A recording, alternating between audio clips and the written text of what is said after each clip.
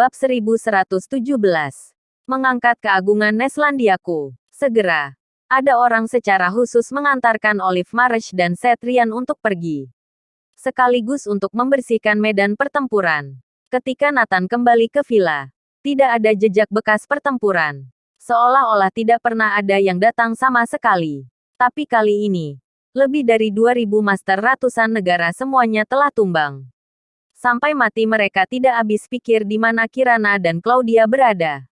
Kapan mereka pergi? Mengapa para master ini tidak dapat menemukannya? Mereka terus menatap. Faktanya, Kirana dan Claudia tidak meninggalkan villa sama sekali. Karena tidak ada yang bisa memindahkan orang di bawah mata para master ratusan negara ini. Bisa dikatakan, mata seluruh dunia tertuju pada Kirana dan Claudia. Tidak mungkin keduanya bisa pergi. Faktanya, Kirana dan Claudia berada dalam villa. Alasannya berasal dari desain rumah pernikahan Nathan. Pada awalnya, untuk berjaga-jaga dia menciptakan ruang rahasia di bawah villa. Jika suatu hari situasi seperti ini terjadi, dia tidak bisa melindunginya tepat waktu. Jadi bisa membiarkan Kirana bersembunyi. Tidak disangka kali ini akan berguna. Nathan hanya ingin memancing semua orang keluar, sehingga bisa menangkap mereka sekaligus. Namun jika dia terus berada dalam villa, pihak lawan tidak bisa beraksi. Mungkin bahkan tidak bisa menghabisi mereka sekaligus. Kebetulan dia sedang mencari kesempatan untuk meninggalkan villa dan membuat medan pertempuran terbagi. Ternyata, Cetrian dan Olive Marsh datang, memberi dia kesempatan sempurna untuk keluar dari villa dan membuat musuh beraksi. Bisa dikatakan kedua orang itu mempunyai jasa yang sangat besar. Puas sekali. Sudah lama sekali aku tidak bermain sepuas ini.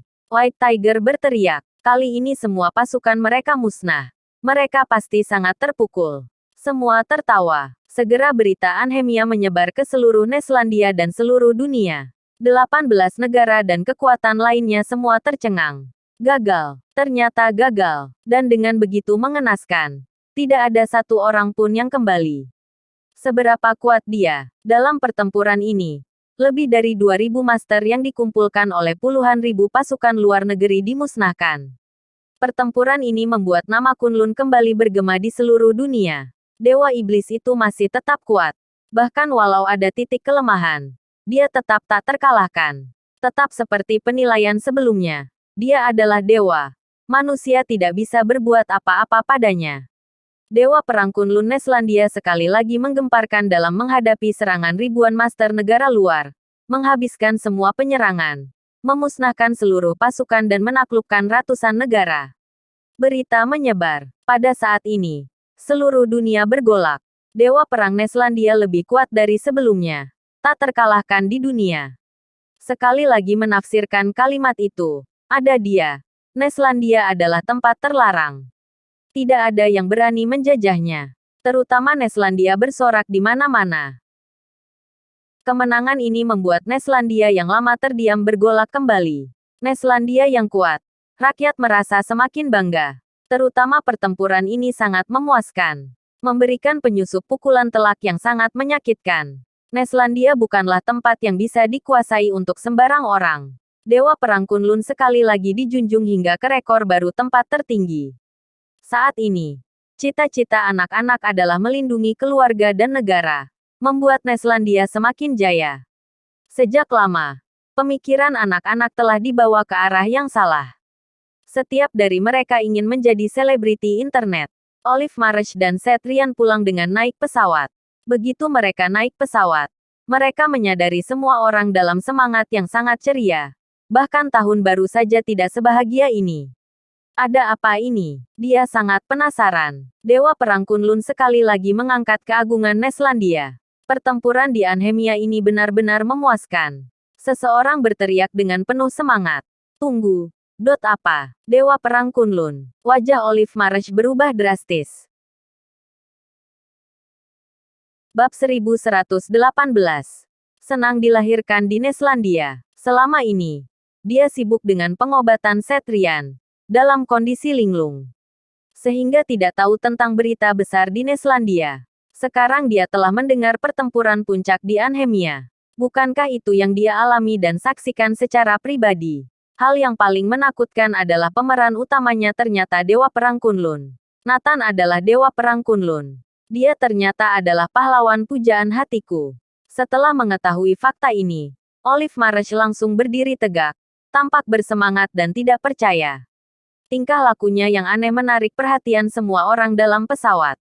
Cetrian, yang sedang duduk di kursi, juga berekspresi seperti menjadi gila. Orang itu ternyata adalah Dewa Perang Neslandia. Mereka ternyata menyusup ke pertempuran puncak. Apa ini nasib baik atau nasib buruk? Dibilang nasib baik pun tidak.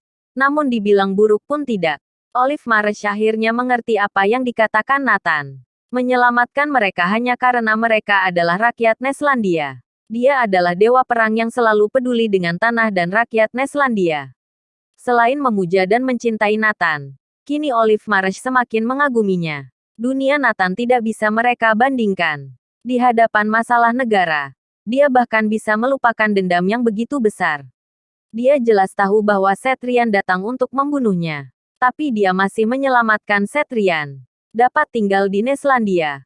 Mendapat perlindungan Dewa Perang Kunlun. Merupakan satu hal yang sangat berbahagia. Olive Marsh dalam suasana hati yang rumit dan terus melihat keluar jendela. Kali ini setelah kembali ke Gandala, tidak ada pria lain di dunia ini yang bisa jatuh ke matanya lagi.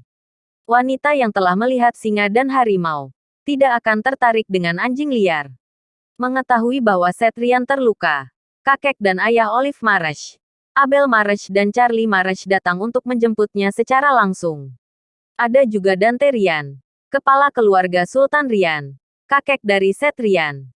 Ah, bagaimana kamu bisa terluka seperti itu? Semua orang panik ketika mereka melihat Cetrian dipukuli seperti menjadi orang cacat.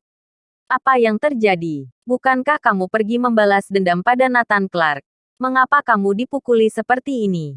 Mana 10 pengawal yang aku sewa khusus dari negara Nihon? Di mana orang-orangnya? Dante Rian bertanya dengan cemas. Olive Marsh mengerutkan bibirnya. Semua tewas. Apa? Semua tewas. Apa yang terjadi? Apa Nathan Clark yang melakukannya? Dante Rian bertanya. Dia dan Abel Marsh menelan air ludah. Jika itu benar-benar perbuatan Nathan, maka sungguh mengerikan. Cetrian berada di urutan kedua dalam peringkat tuan muda. Olive Marsh menggelengkan kepalanya. Bukan Nathan Clark. Memang bukan tangan Nathan Clark. Apa aku bilang? Bagaimana mungkin itu Nathan Clark?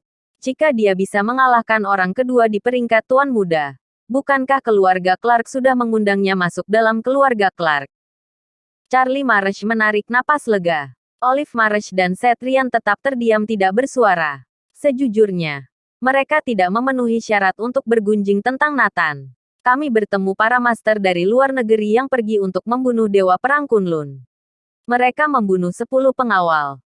Bahkan Cetrian terluka oleh mereka, kata Olive Marsh. Hah, kalian ternyata terseret dalam pertempuran itu. Sekarang seluruh ibu kota sedang membicarakannya. Keluarga Clark sedang menyelidiki asal-usul Dewa Perang Kunlun. Mereka ingin mengetahui Dewa Perang Kunlun berasal dari garis keturunan klan Clark mana. Charlie Marsh berkata dengan kaget. Kelopak mata Cetrian yang terkulai bergerak. Dia justru berasal dari garis keturunan klan Clark Gandala. Olive Marsh berkata dengan ekspresi yang rumit. Sebenarnya, kita telah bertemu Dewa Perang Kunlun. Dia menyelamatkan hidup kita. Jika tidak kita semua akan mati. Apa? Kamu bertemu Dewa Perang Kunlun. Seperti apa Dewa Perang Kunlun itu? Bersambung.